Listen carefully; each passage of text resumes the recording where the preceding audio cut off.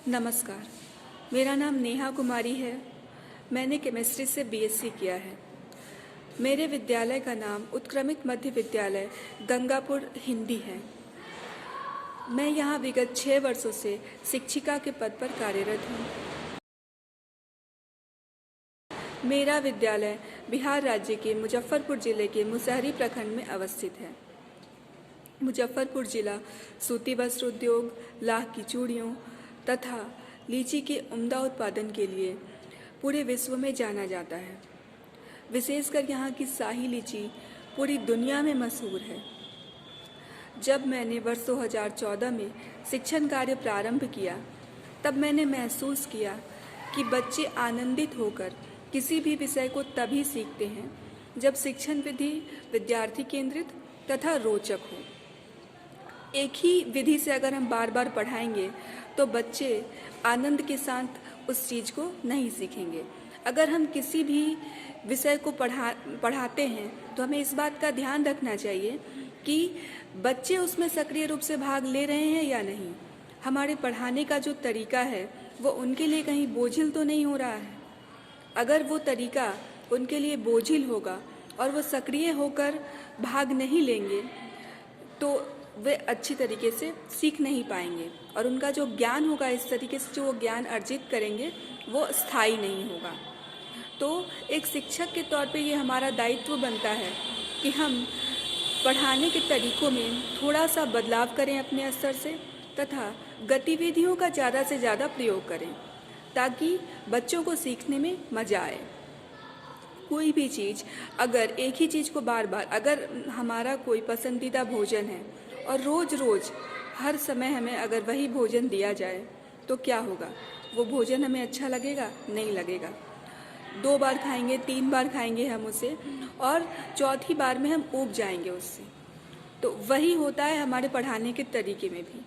अगर हम रोज़ रोज़ एक ही तरीके से किसी भी चीज़ को पढ़ाएंगे तो बच्चे जो हैं वो ऊब जाएंगे हमारी पढ़ाई से और वो उनके लिए बोझिल हो जाएगा।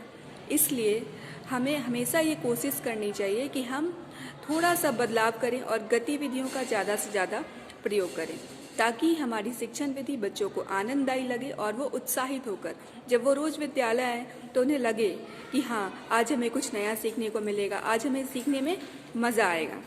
तभी वो अच्छे से किसी भी चीज़ को सीख पाएंगे। तो मैंने अपने स्तर से हमेशा ये प्रयास किया विद्यालय में कि बच्चों को जब मैं पढ़ाऊं तो बच्चे जो हैं वो आनंदित होकर सीखें। तो इसी क्रम में हमें प्रशिक्षण भी मिला था। एक बार हमारे संकुल संसाधन केंद्र में श्री अरविंदो सोसाइटी की ओर से एक प्रशिक्षण का आयोजन किया गया था जो कि शिक्षा में शून्य निवेश नवाचार पर आधारित था।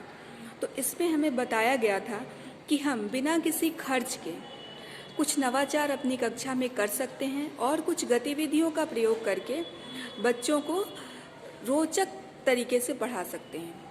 ये हमारी जो पढ़ाई है, हमारा पढ़ाया गया पाठ उन्हें रुचिकर लगे और वो अच्छे से उसको सीख पाएँ। तो मैंने भी उसके बाद अपनी कक्षा में अपने स्तर से कुछ प्रयास किया। थोड़ा बहुत बदलाव करके ही हम बच्चों को अच्छे से रोचक तरीके से कुछ भी सिखा सकते हैं। जैसे कि एक बार मैं बच्चों को भारत की 28 राज्य और उनके राजधानियों के विषय में पढ़ा रही थी। तब मैंने देखा कि बच्चे जब खुद बोल रहे थे राज्य और राजधानियों के नाम, तो उनमें हर बार वो कुछ ना कुछ, कोई ना कोई राज्य का नाम भूल जाते थे। कुछ राज्यों के नाम वो बोलने के क्रम में भूल जा रहे थे। तब मैंने सोचा कि अगर मैं अल्फ़ाबेट के अकॉर्डिंग इन्हें बोलने को कहूँ तो शायद ये नहीं भूलेंगे। तो मैंने बच्चों से कहा कि आप इसे अल्फ़ाबेट के अकॉर्डिंग बोलें। तो ऐसा करने पर जब बच्चों ने बोलना शुरू किया तो वो सभी राज्यों के नाम बोलने में सक्षम थे। इस तरीके से सीखकर उन्हें भी बहुत मज़ा आया और मुझे भी बहुत खुशी हुई कि जो मैंने सिखाया उसे बच्चे अच्छे तरीके से आनंदित होकर सीख पाए। तो ZIIEI के प्रशिक्षक राजन सर हमें और भी कुछ तरीकों के बारे में उन्होंने हमें प्रशिक्षण के क्रम में बताया। उन्होंने हमें ऑनलाइन पढ़ाने के तरीकों के संबंध में जानकारी दी जो कि बहुत ही उपयोगी है। तो श्री अरविंदो सोसाइटी की ओर से शिक्षा में शून्य निवेश नवाचार पर आधारित प्रशिक्षण शिक्षकों के लिए बहुत ही लाभदायी है। हम उन नवाचार के तरीकों को अगर अपनी कक्षा में अपनाते हैं और उस पर अमल करते हैं और गतिविधियों का ज़्यादा से ज़्यादा प्रयोग करते हैं तो बच्चे आनंदित होकर सीखेंगे और हमारा जो शिक्षण अधिगम होगा वो प्रभावी होगा।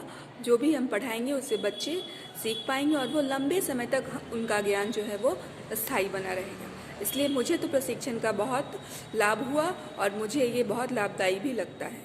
धन्यवाद।